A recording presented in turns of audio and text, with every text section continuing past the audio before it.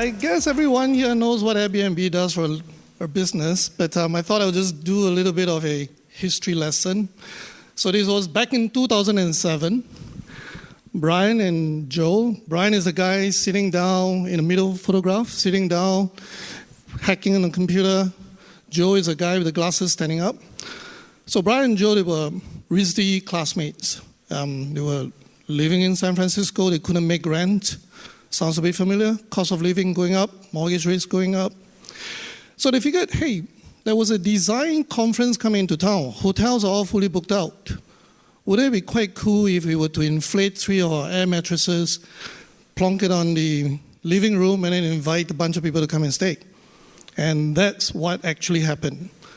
Those are our first 3 guests who actually bunked with Brian and Joe back in 2007. So by then, they realized maybe they're onto something. They then invited another childhood friend, Nate. That's the guy with the blue polo shirt standing. He's the computer whiz in our company, our CTO. He then coded the Airbnb platform.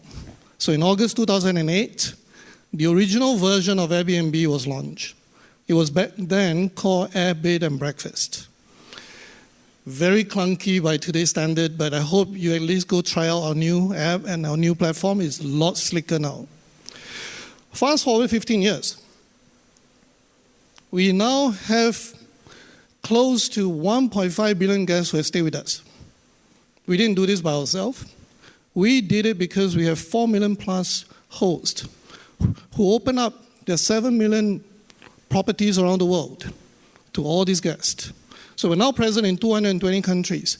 But what I do want to call out a little bit about our hosts. A lot of them are just people like you and me, opening up their spare bedrooms, their garages, their empty homes because they're empty nesters, or because they're traveling for a long period of time, so their home becomes available for those long period of time when they're not home. Then there are also some really hardworking small businessmen, businesswomen who are just trying to make a decent living.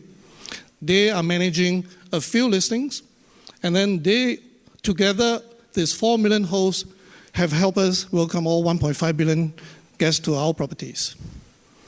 Now, with all these bookings that are happening on our platform, we have a whole bunch of data that we're looking at.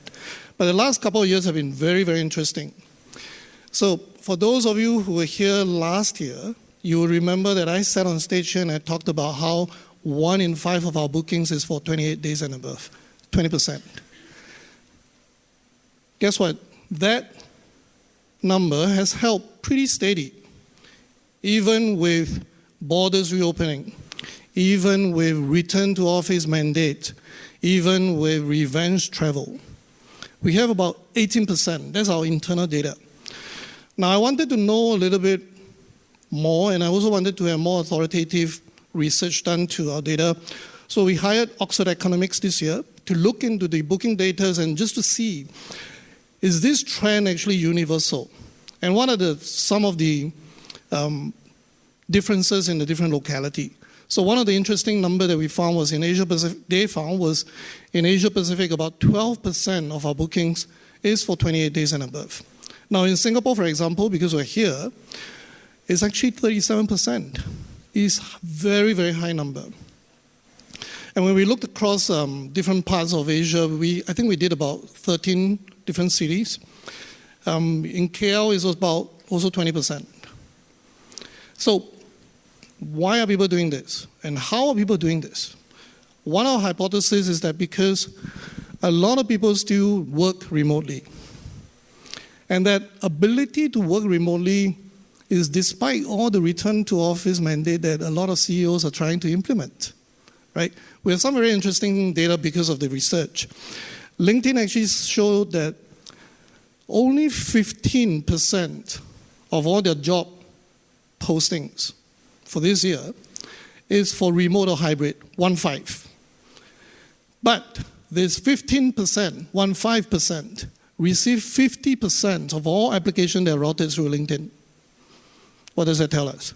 Second interesting stat, Gallup actually did a poll and find out from people and say, hey, how willing are you to go back to the office full time? Only 6% of people say they are willing to do that.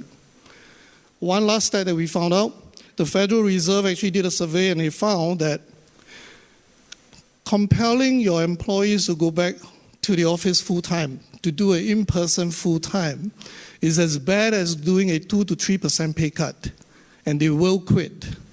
So all of this interesting data actually tells us that this whole idea of being able to spend some time in the office, some time at home, and some time somewhere else is actually leading to this kind of numbers that we're seeing on our platform. Which led me to then commission another report because I was curious as to, with all these people traveling long term, with not that many people going back to the office, has that actually transformed the urban landscape? I shared this data, this report with Seoul, and then she said, hey, why don't you come here and share this report? So this has been published. We have done a couple of roadshows, one in KL, but this is the first time I'm actually doing this in public to share this report with all of you. If you're interested, the QR code is there, scan it. We have done the research on 9 different cities in Asia Pacific. Singapore is one of them. Kuala Lumpur, Sydney, Melbourne, Tokyo, Seoul, I think Bangkok is, those are the few that I can remember. Now, some of the interesting things that came out of the research, 12.5% of the people who live in Melbourne actually reported that they are going back to the office full-time. Only 12.5. And interestingly, one researcher from Melbourne was actually at the roundtable I had in KL, and he was complaining that Melbourne looked like a ghost town when he was there. Now, even in Singapore, we have a 7.4% vacancy rate in the CBD area. So I don't know how many of you are from Singapore. I live in Singapore. My office is in the CBD, but I hardly go back to the office because I just don't like the commute. So all of this actually allow us to have a lot more people traveling for a longer period of time. Airbnb, we announced a living and working anywhere policy in April last year.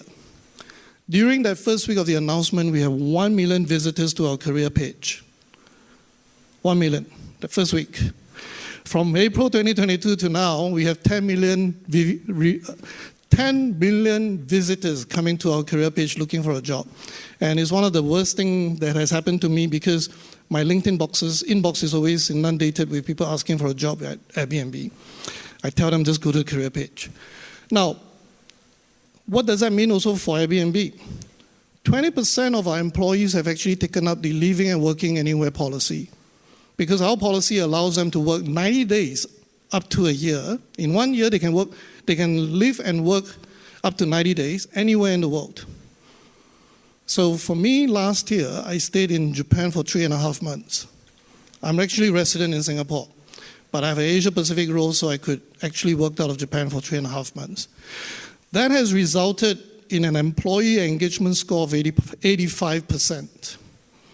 So that is something that we feel that, if you're focused on what does it mean, this change, what has it done to the urban landscape? What has it done to the human race? What have we changed in terms of a lifestyle?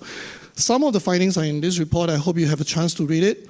And one of the very interesting outcomes from publishing this report is we have a lot of property owners, property developers, and property managers coming up to us and say, how do we think about having hybrid buildings?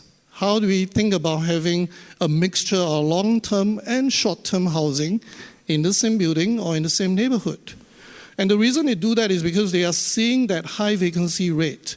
Kuala Lumpur has 20% office vacancy rate. That's very, very high. When we launched this report in KL, one of those property owners actually was talking to us about how he's converting a 40-year-old office into a long-term rental and short-term accommodation building. So with that, that's my little sharing of what we think the urban landscape has changed and how the human race has changed in terms of their lifestyle. Thank you very much. I hope to see you guys again. Thank you.